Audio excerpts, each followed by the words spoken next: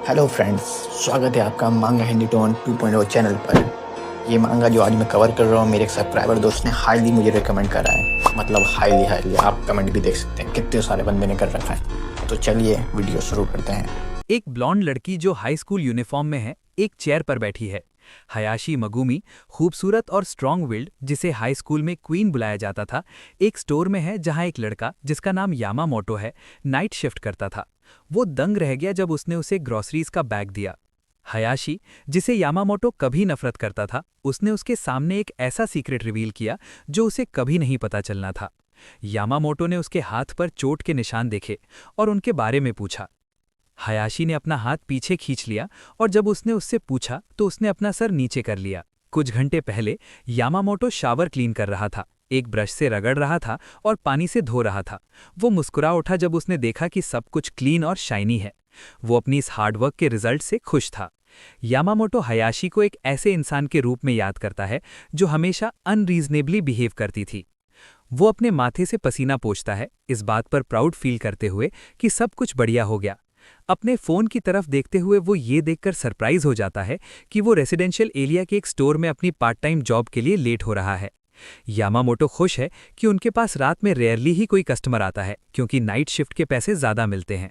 Yamamoto अपनी shift के दौरान थकान से कैमरास की तरफ देखता है। वो परेशान है कि यहाँ बहुत शांति है और उसे चिंता है कि ये स्टोर बंद ना हो जाए। वो सरप्राइज होता है जब वो कैमरा पर एक कस्टमर को नोटिस करता है। यामामोटो पहले से ही कैश रजिस्टर पर है, आइटम स्कैन कर रहा है जब कोई उसका नाम पुकारता है। वो लड़की बहुत पुरानी मुलाकात की बात करती है, उसकी आवाज़ जानी पहचानी लग रही थी। यामामोटो उस लड़की को सरप्राइज के साथ देखता है। ऐसा नहीं हो सकता, वो सोचता है। यामामोटो उसका नाम लेता है, हयाशी। वो लड़की हाँ में सर हिलाती है। वो उसे इस हाल में देखकर अजीब तरीके से शॉक्ड है और सोचता है, क्या वो भी टोक्यो मूव हो गई है। हयाशी पूछती है कि क्या यामामोटो पास में ही रहता है। वो जवाब देता है कि हाँ, और उससे भी वही सवाल पूछता है। उसने गोलमोल सा जवाब दिया कि हाँ, वो भी पास ही रहती है। हयाशी पूछती है कि उसे किस यूनिवर्सिटी में एडमिशन मिला है। उसका जवाब सुनकर वो सरप्राइज्ड होती है और खुद को याद दिलाती है कि वो हमेशा से ही स्मार्ट था। यामामोटो अपनी नज़र नीचे करता है और सोचता है, क्या हम बस इस तरह से बातें कर रहे हैं। वो आइटम स्कैन करता है और याद करता है कि ग्रेजुएशन को बीते 4 महीने हो चुके हैं और कि हयाशी काफ़ी बदल गई है। उसे याद आया कि स्कूल में ऐसा कभी नहीं हो सकता था। यामामोटो को याद आया कि कैसे हयाशी स्कूल में नींद आती हुई हालत में टीचर को सुना करती थी। जब वो उबासी ले रही थी तब उसकी कोहनी से उसकी इरेजर नीचे गिर गई थी और उसके बगल वाली रो में बैठे हुए यामामोटो ने ये सब देखा था। यामामोटो ने हयाशी को देखा जो कि टीचर को बहुत बोर होकर सुन रही थी। उसने सोचा कि इरेजर उठाकर दूं या नहीं। उसने डिसाइड किया कि वो इसे उठाएगा और जैसे ही उसने अपना हाथ आगे बढ़ाया, उसने सोचा कि अगर उसने ऐसा नहीं किया तो वो बाद में कंप्लेन करेगी। उसने इरेजर उठाई, हयाशी की तरफ मुड़ा और बहुत सरप्राइज हुआ जब उसने उसकी तिरस्कार भरी नज़र अपने ऊपर देखी। यामामोटो ने ध्यान से उस इरेजर को टेबल के किनारे पर रख दिया और उससे कहा कि उसने इसे गिरा दिया था। हयाशी ने उसकी तरफ गुस्से और एटीट्यूड से देखा। यामामोटो जो अपनी डेस्क पर बैठा था, उसके इस बिहेवियर से सरप्राइज हुआ और सोचने लगा कि इसे क्या परेशानी है। यामामोटो को याद आया कि अपनी खराब पर्सनालिटी के बावजूद वो खूबसूरत थी, उसके बहुत दोस्त थे, पॉपुलर थी और लड़के लगातार उसे अपना प्यार कन्फेस करते रहते थे। यामामोटो को याद आया जब उसने स्कूल की पार्किंग लॉट में एक ऐसी ही कन्फेशन देखी थी। उसने सोचा था कि ये सब इसमें आखिर देखते क्या है। उस लड़के ने बड़ी ऑकवर्डली अपनी फीलिंग्स हयाशी के सामने कन्फेस की और शर्मीले अंदाज में उसके जवाब का वेट किया। हयाशी ने अजीब सा मुंह बनाते हुए जोर से आह भरी, जिससे वो लड़का जिसने उससे कन्फेस किया था सरप्राइज हो गया। अपने बालों की एक लट को अपने कान के पीछे करते हुए उसने सोचा कि वो कौन था। खैर, समय के साथ हयाशी ने एरोगेंट क्वीन का निकनेम पा लिया। यामामोटो के पास उसकी एक भी अच्छी मेमोरी नहीं थी, इसीलिए उसने खुद को इस कॉन्वर्सेशन तक ही लिमिट रखने का फैसला किया। उसने हयाशी से पूछा कि क्या उसे एक बैग चाहिए। वो मान गई। जब उसने बैग लिया तो उसके ऊपर चोट के निशान देखकर यामामोटो की आंखें फटी रह गईं। हयाशी ने अपना हाथ पीछे खींच लिया और उसको अपनी बॉडी से दबा लिया। लड़के ने पूछा कि क्या हुआ था। लड़की चुप रही। हयाशी अपनी जैकेट की स्लीव के साथ खेलने लगी। यामामोटो को रियलाइज हुआ कि इतनी गर्मी के मौसम में इतने गर्म कपड़े पहनना नॉर्मल नहीं है। उसने सोचा कि स्वेटशर्ट के अंदर का हाल तो शायद उससे भी खराब होगा जितना दिख रहा है। एक छोटी सी खामोशी के बाद हयाशी ने कहा कि उसके बॉयफ्रेंड ने उसे मारा है। यामामोटो की आंखें हैरानी से बड़ी हो गई। उसने पूछा, बॉयफ्रेंड? हयाशी ने जवाब दिया कि वो अभी घर पर है। और प्रोटैगनिस्ट ने फिर से पूछा तो लड़की ने जवाब दिया कि वो दोनों साथ रहते हैं। यामामोटो ने पूछा कि क्या साथ रहने के हिसाब से ये थोड़ा जल्दी नहीं है? उसने थोड़ी चिढ़कर आवाज निकाली। हयाशी को हल्के से गुस्से से याद आया कि ये अभी भी वैसा ही बातूनी है और गेट की तरफ बढ़ गई। यामामोटो ने सोचा क्या वो गुस्सा हो गई थी। उसे याद आया कि उसने उसे कभी पसंद नहीं किया था। उसने सोचा कि आखिर उसने उसे ये क्यों बताया कि उसके बॉयफ्रेंड ने उसे मारा था। क्या इस क्वीन ने अपनी कमजोरी दिखा दी? यामामोटो ने उसे एग्जिट की तरफ जाते हुए देखा और रियलाइज किया कि वो घर जा रही है और अचानक परेशान हो गया कि उसका बॉयफ्रेंड उसे फिर से न मार दे। यामामोटो ने अपनी मुट्ठी बांधी और हयाशी का नाम पुकारा। उसने थोड़ा ऑकवर्डली सजेस्ट किया कि वो आज रात उसके पास रुक जाए। हयाशी गुस्से में आ गई, पर उसने तुरंत उससे कहा कि वो उसे ऐसे ना देखे क्योंकि ये बहुत अजीब लग रहा था। अपने हाथ आगे की तरफ करते हुए उसने एक्सप्लेन किया कि वो उसके साथ कुछ नहीं करेगा और अगर उसे यकीन नहीं है तो वो बस उसे अपने घर की चाबी दे देगा और खुद किसी इंटरनेट कैफे में सो जाएगा। उसने उसे एडवाइस दी कि वो घर ना जाए और यही बेहतर होगा कि वो अपने पेरेंट्स को सब कुछ बता दे और उनके पास वापस चली जाए। हयाशी ने बताया कि उसके पेरेंट्स ने उसे डिसोन कर दिया है। यामामोटो सरप्राइज होकर पूछा, क्यों? हयाशी ने एक्सप्लेन किया कि जब उसने अपने पेरेंट्स को बताया कि वो अपने बॉयफ्रेंड के साथ रहने जा रही है तो वो इतने नाराज हो गए कि उन्होंने उसकी पढ़ाई के लिए पैसे देना बंद कर दिया। इसलिए उसने कॉलेज से ड्रॉप आउट कर लिया। यामामोटो और हयाशी चुपचाप कैश रजिस्टर के पास खड़े रहे। उसने आह भरी और उससे घर ना जाने के लिए कहा। लड़के ने बताया कि वो जाकर चाबी लाएगा और उसे एड्रेस दे देगा। हयाशी ने कहा कि उसे चाबी की जरूरत नहीं है और यामामोटो चौंक गया। लड़की ने कहा कि वो वेट करेगी। उसे समझ नहीं आया क्या? हयाशी ने नजरें झुकाई और बालों की एक उंगली को घुमाने लगी और बताया कि वो तब तक वेट करेगी जब तक शिफ्ट खत्म नहीं हो जाती। यामामोटो ने देखा कि उसके हाथ कांप रहे थे। उसने कहा कि शिफ्ट लगभग 1 घंटे में खत्म हो जाएगी और उसे सजेस्ट किया कि जब तक वो वेट करे तब तक वो कुछ मैगजीन्स पढ़ ले। हयाशी ने हाँ में सर हिलाया। यामामोटो ने सोचा क्या यही वो क्वीन है, क्योंकि उसे याद था कि कैसे सब लोग उसके आगे पीछे घूमते थे और उससे प्यार करते थे। यामामोटो को रियलाइज हुआ कि ये उसके जैसी बिल्कुल नहीं लग रही। उसे उसके आर्म पर वो चोट के निशान याद आए और वो चुपचाप कैश रजिस्टर के पीछे खड़ा रहा। कुछ देर बाद वो दोनों यामामोटो के घर पहुंचे। हयाशी ने नोटिस किया तो यहाँ रहता है यामामोटो। उसने उसकी बात को कंफर्म किया और उसकी क्लेनलीनेस और ऑर्डरलीनेस को नोटिस किया, लेकिन लड़की को लगा कि एम्प्टीनेस वर्ड इसके लिए ज्यादा बेटर सूट करता है। यामामोटो ने उसे बैठने के लिए कहा जब तक वो उसके लिए थोड़ी बार्ले टी ला रहा था। हयाशी मान गई और बैठ गई। लड़के ने ध्यान दिया कि इन सब बातों के बारे में सोचने का अब कोई फायदा नहीं है। यामामोटो को अब रियलाइज हुआ और चौंक गया कि हयाशी उसके रूम में थी। उसने सोचा कि यह बहुत ही अजीब फीलिंग है। उसने सोचा कि भले ही सब कुछ कितने नेचुरल तरीके से हुआ हो, लेकिन वो नर्वस था। लड़के ने उसे आइस्ड टी दी और सोचा कि वो वैसे भी उसके साथ कुछ नहीं करने वाला है। हयाशी ने ग्लास से टी का एक सिप लिया। अंदर ही अंदर हयाशी ने रियलाइज किया कि उसने सपने में भी नहीं सोचा था कि कभी उस पर यामामोटो का एहसान होगा। उसने सोचा कि उसे याद नहीं आ रहा कि उसने कभी उससे पैसे उधार लिए थे, क्योंकि उसने तो बस वही किया जो उस वक्त जरूरी था। लड़की ने ध्यान दिया कि सब कुछ बिल्कुल सही वक्त पर हुआ और उसने ये मान लिया कि उसे और उसके बॉयफ्रेंड को बस गुस्सा शांत करने के लिए थोड़ा वक्त की जरूरत है। उसने जोर से सोचा, क्या उसका मूड सच में खराब था? यामामोटो ने उसकी बात सुनकर पूछा, उसका बॉयफ्रेंड? हयाशी उदासी से अपने ग्लास में देखती रही और कहने लगी कि वो नॉर्मली उस पर हाथ नहीं उठाता था, लेकिन जब उसे काम की परेशानियां होती थीं तो उसे हर चीज से इरिटेशन होती थी और उसे और अच्छे से सपोर्ट करना चाहिए था। यामामोटो ने पॉइंट आउट किया कि उसने स्कूल में ऐसी बात कभी नहीं कही होती। लड़की ने उसे चुप करवा दिया, ये कहते हुए कि यहाँ तक कि वो भी बदल सकती है। हयाशी और यामामोटो टीवी देखने लगे। उसने उसकी बातों के बारे में सोचा, जिसमें उसने कहा था कि वो बॉयफ्रेंड का गुस्सा ठंडा होने देगी, कि उसने सिर्फ इसलिए मारा क्योंकि उसका दिन बहुत बुरा गया था और वो खुद को कंट्रोल नहीं कर पाया। और अगर ऐसा ही है तो उसको हयाशी को अपने घर पर इनवाइट ही नहीं करना चाहिए था। यामामोटो ने सोचा कि अगर ऐसी ही बात थी तो, पर फिर यामामोटो ने हयाशी को बोल दिया कि वो रात भर रुक सकती है और उसने पूछा क्या वो सच में रुक सकती है। उसने जवाब दिया कि जब कोई परेशानी में हो तो उसकी मदद करनी ही पड़ती है। हयाशी मुस्कुराई और थोड़ी शर्माते हुए बोली कि उसने स्कूल में ऐसा कभी नहीं कहा होता। उसने पूछा क्या वो उसके यहाँ शावर ले सकती है और उसने कहा तुम्हें जो ठीक लगे। उसने पूछा क्या उसके पास उसके चेंज करने के लिए कोई कपड़े हैं। उसने पूछा क्या मेंस क्लोथ्स यानी लड़कों के कपड़े चलेंगे। हयाशी शावर ले रही थी जबकि यामामोटो टीवी देख रहा था। हयाशी खुद को साफ कर रही थी। यामामोटो टेंशन में बैठा था। उसे स्कूल के दिन याद आए और उसने सोचा कि वो उसके बाथरूम में है। उस लड़के ने अपनी घड़ी देखी और उसे रियलाइज़ हुआ कि अब उसके चेंज करने का वक्त भी हो गया है। हयाशी शावर से बाहर आई, बहुत एंथुजियास्टिकली खुशी मनाते हुए कि कितना अच्छा लग रहा था। जैसे ही उसने अपने बाल सुखाए, उसने पूछा कि उसका बाथरूम इतना साफ क्यों है।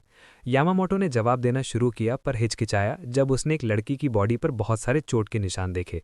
उसकी आंखें बड़ी हो गई और वो शॉक था। हयाशी ने पूछा, क्या ये बहुत बुरा लग रहा है? और उसने बताया कि उसका बॉयफ्रेंड कभी कभी कितना बड़ा बेवकूफ़ था, दोबारा उन चोटों की तरफ इशारा करते हुए। यामामोटो ने ऑकवर्डली क्लैरिफाई किया कि ये निशान पुराने लग रहे हैं, है ना? लड़की ने अपने पूरे बिहेवियर और नज़रों से यामामोटो को साफ कर दिया कि इस टॉपिक पर बात करना ठीक नहीं होगा, पर उस लड़के ने परवाह नहीं की और उसने ओपनली कह दिया कि उसको लगता है कि उसे इस बंदे को डेट नहीं करना चाहिए। हयाशी गुस्से में बोली और पूछा, वैसे भी वो उसके बारे में जानता ही क्या है? यामामोटो ने आराम से कहा कि वो कुछ नहीं जानता, पर उसने जो कहा वो बस उसका अपना ओपिनियन था और ये उसके ऊपर है कि उसकी बात सुननी है या नहीं। पर उसने बात खत्म करते हुए कहा कि अगर फ्यूचर में उसके साथ कुछ हो जाता है तो उसको रोक न काने के चक्कर में सारी गलती उसकी यानी यामामोटो की होगी। इसीलिए वो आवाज़ उठाना चाहता है, अपने खुद की शांति के लिए भी। यामामोटो ने पूछा कि क्या वो उसे अपनी स्ट्रेस कम करने के लिए मारता है और क्या उसके बाद भी वो उसे सपोर्ट करने का सोच रही है। उसने सोचा, क्या ये हमेशा से ऐसी ही थी? उसका बस यूज़ किया जा रहा है। और आगे कहता गया कि इस रिलेशन में खुद को महान बनाना और ऐसे सेल्फिश रिश्ते में रहना सबके बस की बात नहीं है। उस लड़के ने ध्यान दिया कि वो उसे कितनी नफरत करता था। हयाशी ने अपने होंठ सिकोड़े। यामामोटो ने सोचा, उसे इतना गुस्सा क्यों आ रहा है? उसने उससे कहा कि उसे शायद ही कभी कोई शुक्रिया यानी ग्रैटिट्यूड सुनने को मिलेगा और वो बस अपनी लाइफ बर्बाद कर लेगी, और अगर वो जाना चाहती है तो वो उसे रोकेगा नहीं। हयाशी उदास होकर नीचे देखा और चुप रही। यामामोटो ने सोचा, क्या उसने बहुत ज़्यादा तो नहीं बोल दिया? क्या उसको ये लगेगा कि वो बात का बतंगड़ बना रहा है? और उसको पक्का यकीन था कि वो अब नाराज़ हो जाएगी। उसने अपने दिमाग में कंक्लूड किया कि अगर उसने अभी भी उसकी बात नहीं मानी तो आगे कुछ भी ऐसा नहीं है जो वो कर पाए। उसने थोड़ा नर्वस होते हुए उसकी तरफ देखा। हयाशी ने अपने घुटने हग किए और थकान से साय की, अपने हाथों को खुद के ऊपर लपेटे हुए बोली, ये सब किसका नतीजा है? लड़की ने कहा, उसे नींद आ रही है। यामामोटो ने उसको बेड पर लेटने को कहा और वो खुद जमीन पर सो जाएगा। हयाशी ने थैंक यू बोला और लेट गई।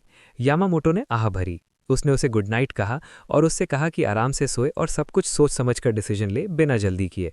हयाशी ने तंज कसते हुए कहा कि वो सच्ची में बहुत एनलाइटेंड है, जो लाइफ के बारे में सब कुछ समझता है, और इस बात पर उसे कोई हैरानी नहीं कि उसकी लाइफ में कोई नहीं है। यामामोटो ने सरकास्टिकली सोचा कि इसीलिए उसकी लाइफ में कोई नहीं है। उसने पर्दे बंद किए और फर्श पर लेट गया। यामामोटो सोच रहा था कि अब उसे नींद कैसे आएगी। हयाशी घूमकर उसकी तरफ आई, वॉल वाली साइड से। उसने उसकी तरफ देखा और उसको पुकारा। हयाशी ने सजेस्ट किया कि उन्हें वो कर लेना चाहिए। यामामोटो इस सजेशन से पूरी तरह दंग था।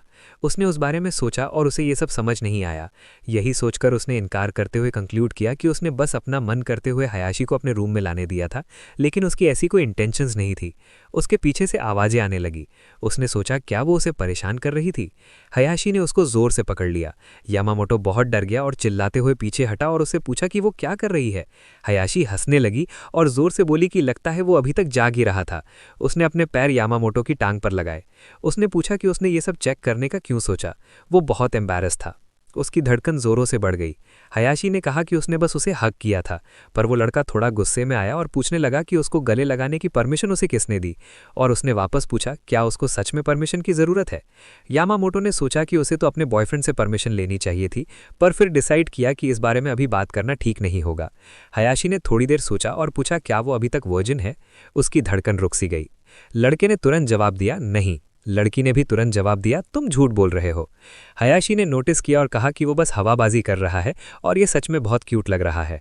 वो अपने चेस्ट को लड़के की बैक से प्रेस करने लगी। यामामोटो ने उसे चुप रहने को कहा और उसका हाथ पकड़ लिया, जो उसे गले लगाने की कोशिश कर रहा था। उसका हाथ कांप रहा था। उसने बताया कि उसका बॉयफ्रेंड कभी बिल्कुल अलग हुआ करता था, कि वो बहुत प्यारा और केयरिंग था, जो सब वही करता था जो वो उसे करने के लिए कहती थी। लेकिन जैसे ही उन्होंने साथ रहना शुरू किया, सब कुछ बदल गया। यामामोटो चुपचाप सुनता रहा। हयाशी आगे बताती गई कि उसका बॉयफ्रेंड हर बार उस पर हाथ उठाता था जब भी उसका मूड खराब होता है, और वो कितनी आसानी से अपना गुस्सा बेकाबू कर देता है। हयाशी ने बताया कि उसके बॉयफ्रेंड ने उस पर चिल्लाते हुए कहा कि बस वही अकेले है जो पैसे कमा रहा है, और जब उसने ये मेंशन किया कि वो भी काम ढूंढ सकती है, तो उसके बॉयफ्रेंड ने जिद करके कहा कि उसे कोई नौकरी नहीं देगा क्योंकि उसके पास बस हाई स्कूल की डिप्लोमा डिग्री है। यामामोटो और हयाशी चुपचाप लेटे रहे। लड़की ने आयरॉनिकली पूछा, क्या ये कोई बहुत खुशनुमा कहानी नहीं थी, है ना? और उसने यामामोटो को गुड नाइट विश किया। यामामोटो ने कहा वो आज भी अच्छी लड़की है। हयाशी सरप्राइज रह गई, उसकी आंखें खुली की खुली रह गई। हयाशी ने पूछा, यामामोटो ने अभी क्या कहा? उसने कहा वो अब बात दोबारा रिपीट नहीं करेगा। लड़की ने जिद की कि वो उसे फिर से कहे और उसे पुश करने लगा। यामामोटो ने कहा कि उसे अब सोना है। हयाशी इस बात पर और सरप्राइज हुई। उसको थोड़ा अजीब लग रहा था, पर उसने कहा चलो ठीक है, अगर ऐसी बात है तो। यामामोटो अब सोचने लगा कि वो आखिर चाहती क्या है। वो अपने फेस को पिलो पर दबाकर आंख बंद करके बस सोने की एक्टिंग करने लगा। हयाशी हंसी। वो उसके फेस की तरफ झुकी और कहा कि किसी ने भी काफ़ी वक्त से उसकी तारीफ नहीं की है। यामामोटो शर्मा गया और अंदर ही अंदर कंक्लूड किया कि पुराने खराब रिलेशंस होने के बावजूद भी आखिरकार कुछ इस तरह उन्होंने साथ में जीना शुरू किया था। सुबह को यामामोतो करहाया। वो उठकर बैठा और अपने सर पर खुजली करते हुए दर्द से करहाया, सोचते हुए कि वो फ्लोर पर क्यों सो रहा है। उसने आसपास देखा। उसने हयाशी को देखा, जिसकी टी शर्ट थोड़ी सी उठी हुई थी और उसके शॉर्ट्स काफ़ी नीचे थे। हयाशी बहुत ही प्यार से और पीसफुली उसके पास ही सो रही थी। यामामोतो को सारी बातें याद आईं जो पिछले दिन हुई थी। जो लड़की उसके पास ही सो रही थी वो अभी खर्राटे ले रही थी। यामामोतो थोड़ा सा पास्ट फ्लैशबैक में गया, जब हयाशी स्कूल के वक्त पर अपने उदास और गुस्से वाले चेहरे के साथ रहती थी, और उसने हंसने के साथ जोर से बोला कि अब वो कितना बदल गई है। यामामोतो अब ब्रेकफास्ट बना रहा था। हयाशी उठ गई जब उसने आवाज़ें सुनी और ब्रेकफास्ट को स्मेल किया। उस लड़के ने पूछा कि क्या वो उठ गई थी। उसने बात का इशारा किया कि अब तक तो उसकी पूरी नींद हो गई होगी। हयाशी अपने हाथ और पैरों पर खड़ी हुई, ये समझते हुए कि हाँ, वो अब उठ चुकी है। उसने यामामोतो को गुड मॉर्निंग विश किया और कहा कि उसकी बॉडी दर्द हो रही है। उस लड़के ने वापस उसे ध्यान दिलाया कि उसने उसे बेड पे सोने को कहा था। लड़की ने उसे अपना मुंह बंद रखने को कहा और ये भी कि छोटी बातों पे इतना टेंशन ना ले। वो उसके पास आई। हयाशी ने पूछा कि क्या वो याकीशोबा बना रहा है। यामामोतो ने हाँ में जवाब दिया। हयाशी थोड़ी सी सरप्राइज हुई। क्या ये खाना बना सकता है? यामामोतो ने जवाब दिया कि हाँ, वो बना सकता है, और उसे थोड़ा और वेट करने को कहा क्योंकि बस खाना तैयार था। लड़की ने फिर से पूछा कि क्या ऑलमोस्ट? उसने जवाब दिया कि हाँ, ये खाना टेबल पर लगभग तैयार है। लड़की ने पहला बाइट खाया। हयाशी ने बहुत एंथुजियास्टिकली, खुशी से बताया कि ये डिलिशियस है। यामामोतो ने उसे थैंक्स कहा अपने फ़ोन में देखते हुए, जो कि रूड था। उस लड़की ने ज़ोर से उसके इन खराब मैनर्स पर कमेंट किया। यामामोतो ने अपना फ़ोन रख दिया, ये रियलाइज़ करते हुए कि उसे अकेले रहने की आदत हो गई थी, और थोड़ी शर्मिंदगी महसूस करने लगा। हयाशी ने अपने हाथ जोड़े और उसे इस ब्रेकफास्ट के लिए थैंक यू कहा, इस बात पर जोर देते हुए कि ये बहुत टेस्टी था। यामामोतो ने सिंपली जवाब दिया कि उसने सिर्फ लेबल पे लिखे इंस्ट्रक्शंस फॉलो किए हैं, और कहा कि इसका टेस्ट बिल्कुल स्टोर से लाए हुए खाने जैसा था। हयाशी ने उससे कहा कि इस कॉम्प्लीमेंट की वाट ना लगाए, क्योंकि वो उसकी तारीफ कर रही थी। उसने बर्तन धोने का ऑफर दिया, पर यामामोतो ने याद दिलाया कि वो एक गेस्ट है और उसे ये सब करने की ज़रूरत नहीं है।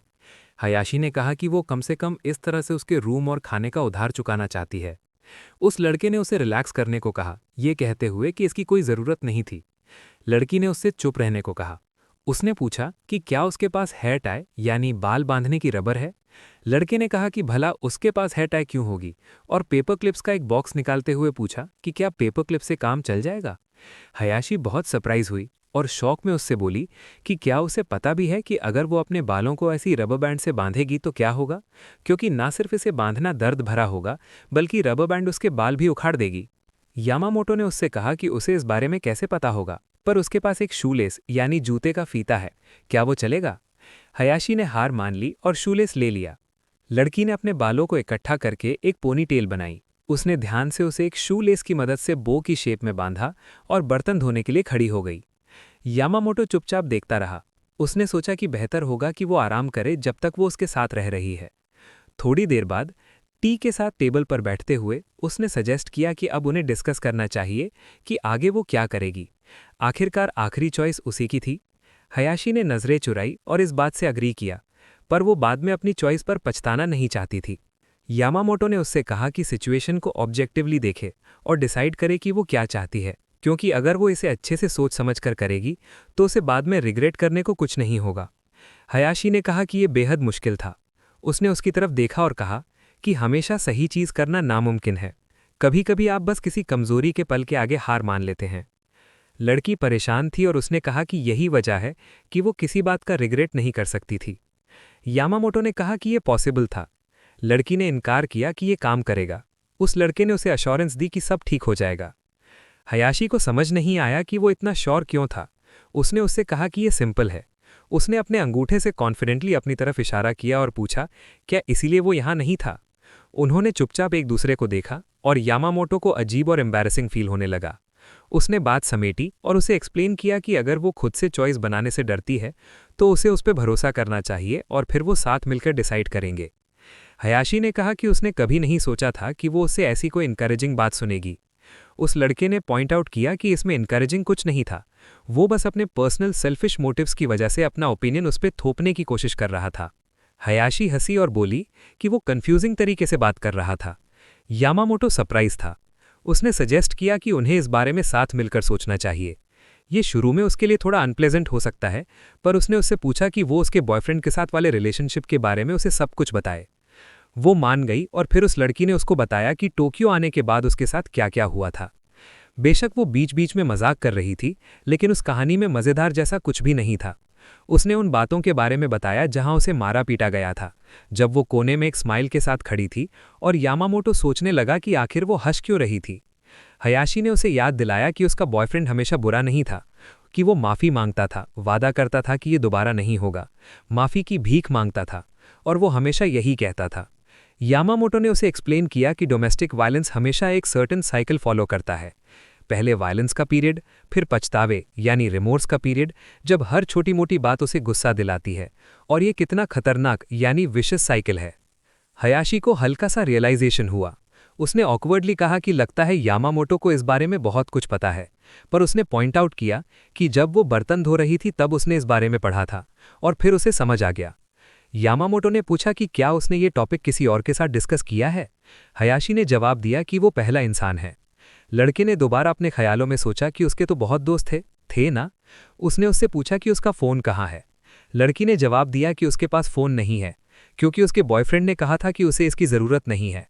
यामामोटो ने पूछा कि क्या उसके बॉयफ्रेंड ने उसका फ़ोन तोड़ दिया था। हयाशी ने हाँ में सर हिलाया। उसने बताया कि इसकी वजह से उसके सारे कॉन्टैक्ट्स खो गए थे और उसका बॉयफ्रेंड उसे नया फ़ोन नहीं खरीदने देता, इसलिए वो आइसोलेटेड थी। यामामोटो ने अपनी मुट्ठियां तब तक कसी जब तक कि उनकी हड्डियां ना चटकने लगी। उसने सोचा कि अगर उसे कुछ हो गया तो वो ये कह सकता था कि उसने उसे रोकने की कोशिश की थी ताकि उस पर कोई इल्ज़ाम ना आए। हालांकि उसका प्लान वैसे भी यही था, पर उसने अपना इरादा बदल लिया। यामामोटो चाहता था कि हयाशी किसी भी कीमत पर अपने बॉयफ्रेंड से ब्रेकअप कर ले, और उसे इस बात की कोई परवाह नहीं थी कि इसके बाद वो उससे कितनी नफरत करेगी। हयाशी ने कहा कि बेशक उसका बॉयफ्रेंड क्रूअल हो सकता था, पर वो एक काइंड और स्वीट इंसान था। यामामोटो ने जवाब दिया कि वो समझ गया, और सोचने लगा कि वो उसे कैसे कन्विंस करे, पर हयाशी ने आगे कहा कि वो उससे ब्रेकअप करना चाहती है, और यामामोटो ने उसे सिचुएशन को अलग नज़रिए से देखने में मदद की है। यामामोटो हयाशी की इस बात से सरप्राइज था। लड़की ने आगे कहा कि उसे विश्वास है कि वो सही था और उसका बॉयफ्रेंड बस उसका यूज़ कर रहा था और पॉजेसिवनेस की फीलिंग को एंजॉय कर रहा था। यामामोटो ने पूछा कि क्या उसने ये डिसाइड कर लिया है कि वो आगे क्या करेगी और क्या वो उसे कुछ ऑफर कर सकता है। उसने पूछा क्या। यामामोटो ने कहा कि डोमेस्टिक वायलेंस करने वाले आमतौर पर अपने विक्टिम्स के बारे में बहुत ऑब्सेस्ड होते हैं, इसलिए उसे डाउट था कि उसका बॉयफ्रेंड उसके डिसीजन के साथ अग्री करेगा। यामामोटो ने क्लैरिफाई किया कि इस बात की एक पॉसिबिलिटी थी कि उसका बॉयफ्रेंड गुस्से से बदला लेने की कोशिश कर सकता है। इन शब्दों ने हयाशी को डरा दिया और उसने खुद को अपनी बाहों में लपेट लिया। यामामोटो का सजेशन था कि उन्हें कुछ ऐसा करना होगा जिससे उसका बॉयफ्रेंड हयाशी से पंगा लेना ही ना चाहे, यही उनका गोल होगा। लड़की ने हैरानी से पूछा कि क्या यामामोटो उसके बॉयफ्रेंड को पीटने जा रहा है, पर उसने जवाब दिया कि ये तो कुछ ज़्यादा ही हो जाएगा। उस लड़के ने सजेस्ट किया कि हयाशी कुछ जगहों पर जाए, हॉस्पिटल से शुरुआत करे और फिर पुलिस के पास। हयाशी ने पूछा पुलिस। यामामोटो ने अपनी बातों को कंफर्म किया और सजेस्ट किया कि वो अपने बॉयफ्रेंड के खिलाफ एक रिपोर्ट फाइल करे। आखिरकार अगर उसके खिलाफ कोई केस ओपन होता है तो वो हयाशी के पास नहीं आ पाएगा, है ना। यामामोटो ने अपनी बात जारी रखते हुए कहा कि वो बस ये कहना चाहता था कि उसके लिए ये सेफ होगा, पर उसने उसे वेट करने को कहा। क्या वो वाकई में सोचता है कि इस मामले को इतना आगे बढ़ाना जरूरी है। उस लड़के ने पलटवार किया और शांति से उसे याद दिलाया कि उसके बॉयफ्रेंड ने उसे पीट पीट कर अधमरा कर दिया था, फोर्स करके उसके सभी कॉन्टैक्ट्स खत्म करवाए और यहां तक कि हयाशी के पेरेंट्स से उसको बेदखल डिसओन करवा दिया। उसने उसका फ़ोन तोड़ दिया और उसको सोसाइटी से आइसोलेटेड कर दिया ताकि वो उससे दूर न भाग सके। वो लड़की चुपचाप सुनती रही और हाँ में सर हिलाती रही। यामामोटो ने आगे कहा और पूछा कि क्या इन सब के बावजूद वो वाकई में पुलिस के पास नहीं जाना चाहती। हयाशी शांत थी और यामामोटो भी। उसने अपने घुटनों के नीचे तकिए को कसकर पकड़ा हुआ था। साफ लग रहा था कि वो नर्वस थी। उस लड़के ने क्लैरिफाई किया कि उसने अपने बॉयफ्रेंड से ब्रेकअप करने का डिसाइड किया है ना? उस लड़की ने जवाब दिया कि ब्रेकअप करना एक अलग बात है, लेकिन उसको पुलिस में रिपोर्ट करना एक बिल्कुल दूसरी बात। यामामोटो उसकी बातों से परेशान होकर दूसरी तरफ देखने लगा। उसने उसे कहा कि उसे ऐसा करने की जरूरत नहीं है, और हयाशी ने उससे पूछा कि क्या ये वाकई ठीक है। उसने कहा कि उसे कोई ऐतराज माइंड नहीं है, क्योंकि आखिरकार वो बस उसे ऑप्शंस बता रहा था। भले ही उसे इस सिचुएशन से बाहर निकलने का ये सबसे बेहतर रास्ता लगा हो, हयाशी कुछ अलग सोच सकती थी, और अगर उसे किसी बात से असहमति ना हो तो उसे तुरंत बोल देना चाहिए। जब लड़की ने उसकी कही बातों से अग्री किया, यामामोटो ने ऐड किया कि उसके पास उसके लिए एक रिक्वेस्ट है। उसने थोड़ी सख्ती और सीरियसनेस से कहा कि उसे उसकी बातों को एब्सोल्यूट ट्रुथ नहीं मानना चाहिए, और जब हयाशी उसकी बात काटना चाहती थी तो उसने आगे बोलते हुए कहा कि अगर उसे कुछ पसंद ना आए तो उसे बोल देना चाहिए, क्योंकि इस तरह से वो किसी सल्यूशन पर जल्दी पहुंच पाएंगे। हयाशी ने उससे और सिंपल वे में बोलने के लिए कहा, और यामामोटो ने पलटवार करते हुए पूछा कि क्या उसे हर बात बच्चों की तरह बोलकर समझानी पड़ेगी।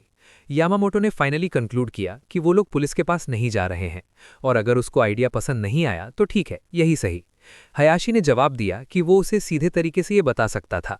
लड़के ने अपनी बात आगे बोलते हुए कहा कि उसको कुछ दिनों के लिए उसके पास यहीं रुकना होगा। हयाशी ये सुनकर थोड़ा चौंक गई। अपने आप को हाथों से छिपाते हुए उसने स्नॉट किया, तो वो सब कुछ इसीलिए था। लड़के को समझ नहीं आया कि वो क्या बोल रही है। हयाशी ने कंटेम्प्ट, नफरत में अपना चेहरा बनाया और यामामोटो का अपमान किया, जिसने गुस्से में चिल्लाते हुए कहा, तुम आखिर क्या बकवास कर रही हो।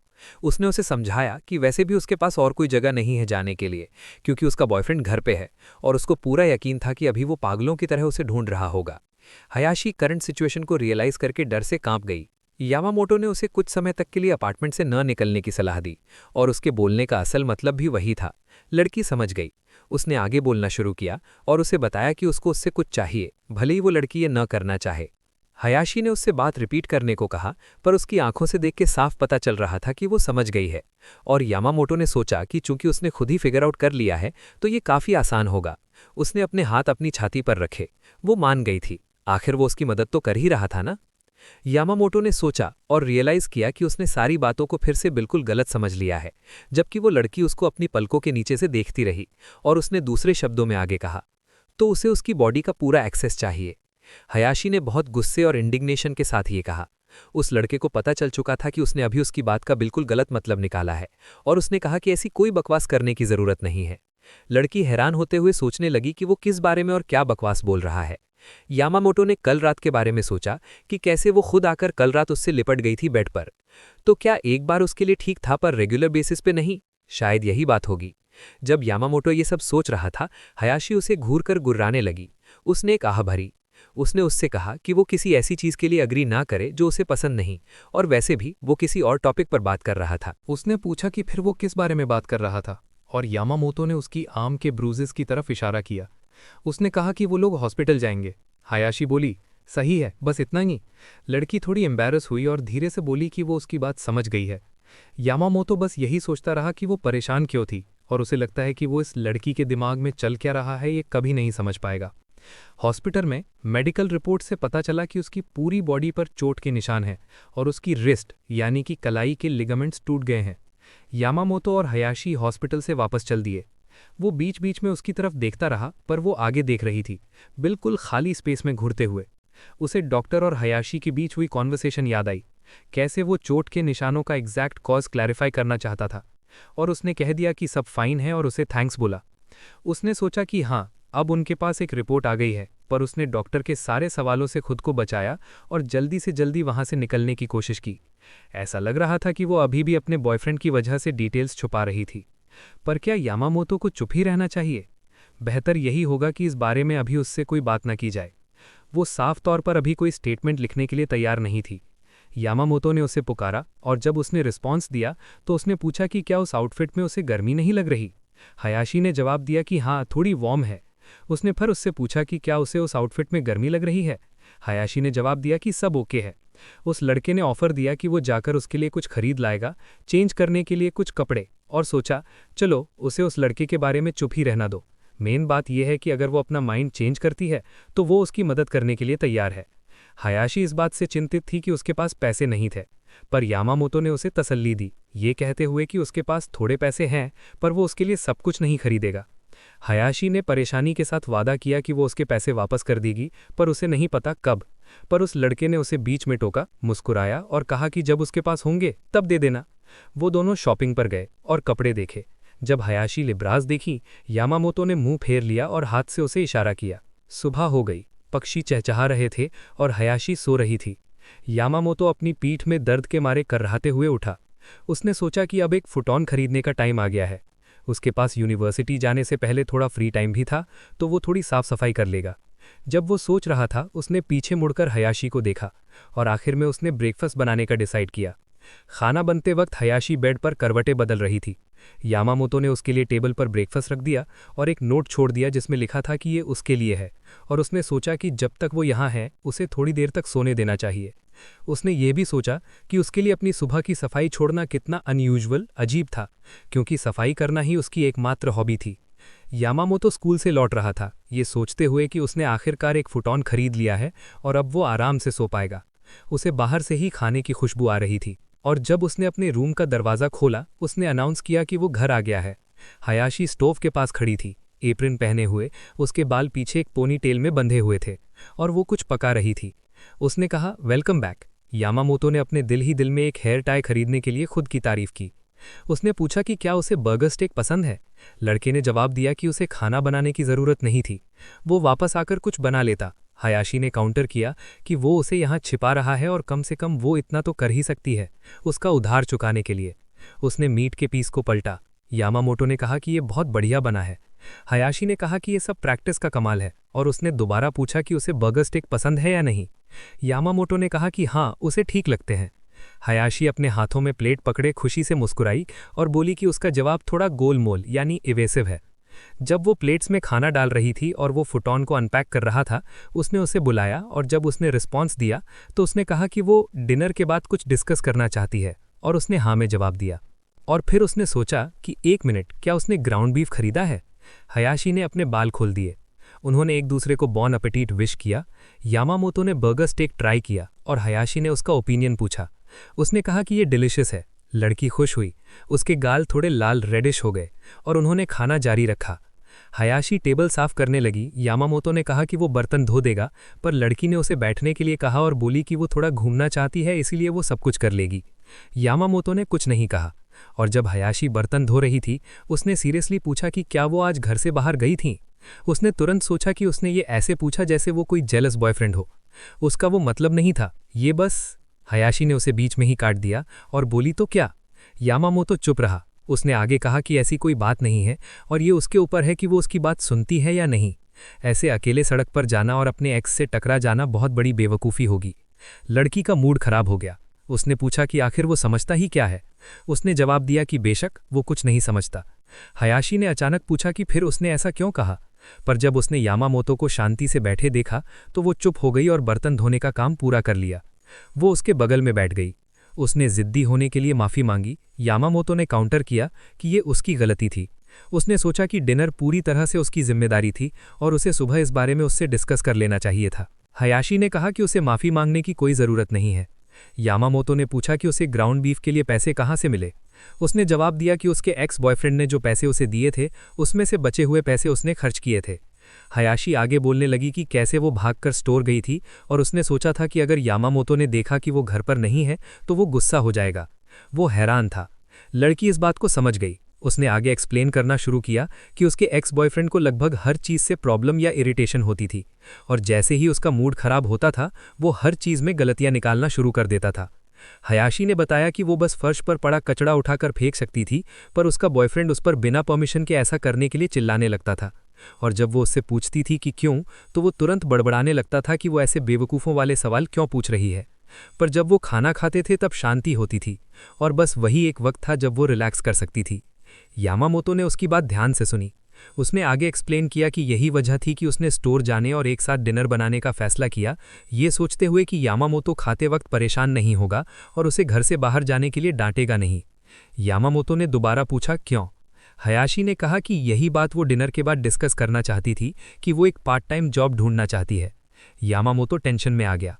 उसने कहा कि आइडिया अच्छा है पर अभी नहीं। हयाशी ने जवाब दिया कि उसे पता था कि वो यही कहेगा। यामामोतो ने पूछा कि क्या उसे वाकई अभी नौकरी की इतनी जल्दी ज़रूरत है और अभी क्यों। हयाशी थोड़ी घबराहट नर्वसली अपनी टी शर्ट की स्लीव खींचते हुए नज़रें नीचे किए हुए कहा कि बिना पैसों के वो यामामोतो के ऊपर एक बोझ के सिवा कुछ नहीं है, जो उसकी बातों से सरप्राइज था। लड़की आगे कहती गई कि उसने उस पर जो कुछ भी खर्च किया है वो सब वो उसे वापस कर देगी, पर उसे नहीं पता कब, और मोस्टली उसके साथ रहने पर उसकी सेविंग्स जल्दी ही खत्म हो जाएंगी। वो उसके लिए कोई परेशानी खड़ी नहीं करना चाहती थी। यामामोतो रुक गया। उसने जवाब दिया कि वो हयाशी की परेशानी समझता है, पर अगर कुछ हो गया तो वो उसकी मदद नहीं कर पाएगा। क्या उसे ये बात समझ में आ रही थी? हयाशी ने अपनी नज़रें झुका लीं। उसने जवाब दिया कि और कोई रास्ता नहीं है। लड़के ने पूछा, क्या वाकई में और कोई रास्ता नहीं है? हयाशी ने शांति से जवाब दिया कि हाँ, वो इसके बारे में और कुछ नहीं कर सकती है। अब वो बस यही कर सकती है। अगर वो गलती से उसे ढूंढ भी लेता है तो भी इसके अलावा और कोई रास्ता नहीं है। यामामोतो उसकी बातों से पूरी तरह से दंग था। उसने सोचा कि और कोई रास्ता नहीं है का क्या मतलब है? किसी भी रिस्क को अवॉइड किया जा सकता है। ये किस बारे में बात कर रही है? वो एक दूसरे के आमने सामने थे और यामामोतो को लगा कि वो उसे वाकई में बिल्कुल नहीं समझ रहा था। रिस्क को अवॉइड करना बहुत आसान था। जब तक सब कुछ ठीक नहीं हो जाता तब तक बस घर से बाहर मत निकलो और कुछ करने की ज़रूरत नहीं है। लड़की एक हल्की सी मुस्कान के साथ आराम से बैठी थी। यहाँ तक कि हयाशी को भी ये बात समझ आनी चाहिए थी, उसने सोचा, पर इस तरह से खुद को खतरे में डालना बिल्कुल मैसोकिज्म यानी खुद को दर्द पहुंचाने जैसा था।